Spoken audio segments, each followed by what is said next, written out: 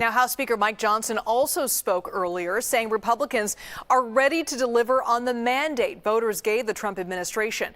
Meanwhile, Democrats look to address why they were not able to secure a win against Donald Trump.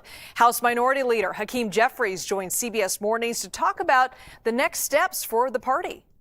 From our perspective as House Democrats, I think we're going to have a family conversation that needs to be clear-eyed, candid, and comprehensive.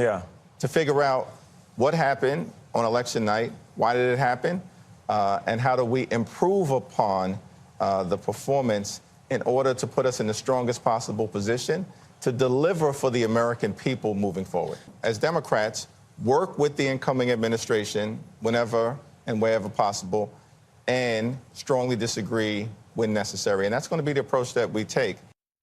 Now, it's worth noting CBS News has not called the remaining House races as of this morning. We continue to characterize control of the House as leaning Republican. More than a dozen races still remain too close to call. CBS News Congressional correspondent Nicole Killion has been watching it all for us. She joins us now from Capitol Hill with more. New member orientation for Congress starts today. Also, leadership elections start this week. What else are we hearing from both parties about their agenda moving forward here, Nicole? Well, as you heard at the top from Republican leaders, Leader Scalise, Republicans have been working on what they have dubbed a 100-day agenda, one that they have been crafting for some time now, and even put their heads together with former President, now President-elect Trump over the summer. Everything from trying to extend the Trump tax cuts to dealing with the issue of energy independence, educational freedom. Those are kind of some of their top priorities that they hope to get to on day one, as you heard Leader Scalise say.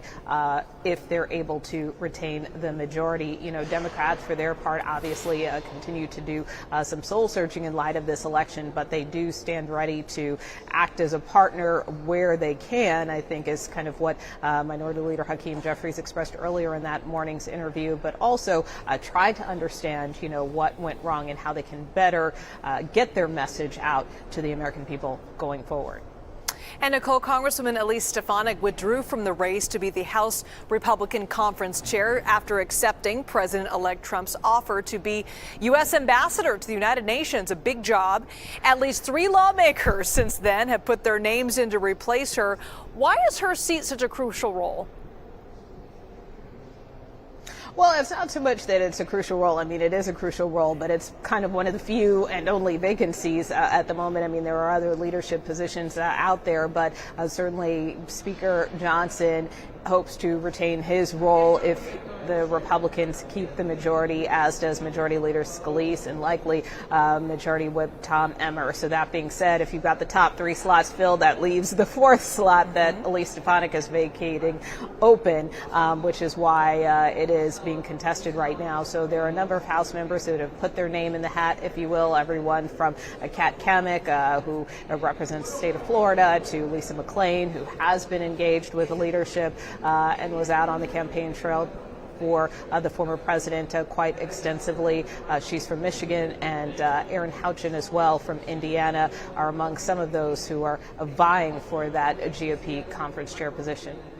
Nicole, I want to kind of look at the big picture of all of this. It might be a lame duck session. It's a short one because you got big holidays coming up, but there's still a big to-do list on the horizon. What do lawmakers have to address before the year ends? Well, the main thing is government funding. You know, the last short-term funding agreement only goes until December 20th, right before the holidays. No one really wants to be here over the holidays. So that is something that will have to happen in short order in order to extend funding for the government beyond that time frame. Also, you have other kind of big bills, if you will, the Farm Bill, there's the National Defense Authorization Bill. Those are always very prickly pieces of legislation, sure. But certainly kind of must-pass pieces as well, since they have such a far reach. So those are a couple of the items on the agenda. And then, as you mentioned, of course, looking to the future in terms of leadership and who will lead both chambers in the coming weeks and months. And Nicole, you have some news about Donald Trump's visit to the White House tomorrow.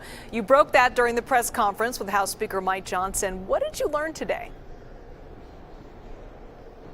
Yeah, well, the Speaker Mike Johnson, during that press conference that he held with Republican leaders, kind of let it slip that former President, now President-elect Donald Trump is expected to meet with House Republicans at some point tomorrow. He told me possibly before that meeting that the president-elect has with President Biden, but he said this really is an opportunity to try to congratulate the president-elect and to actually get some face time with him after a very busy election campaign season. I didn't intend to break this as news this morning, but since I said it, I invited President Trump is going to meet with President Biden at the White House, and so it was suggested. In fact, I think he said it first before I did, but that he wanted to come and visit with House Republicans. So we're working out the details of him gathering with us potentially tomorrow morning before he goes to the White House, and that would be a great meeting and a moment for all of us. There's a lot of excitement, a lot of energy here. We're really grateful for President Trump leaving it all on the field to get reelected.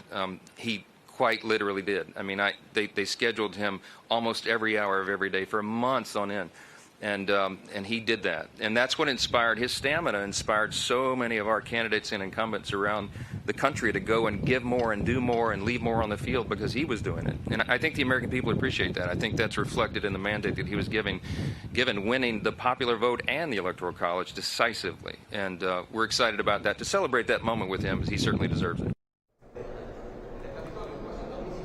So again, an opportunity for House Republicans to powwow with the incoming president as they plot this very ambitious agenda when he takes office.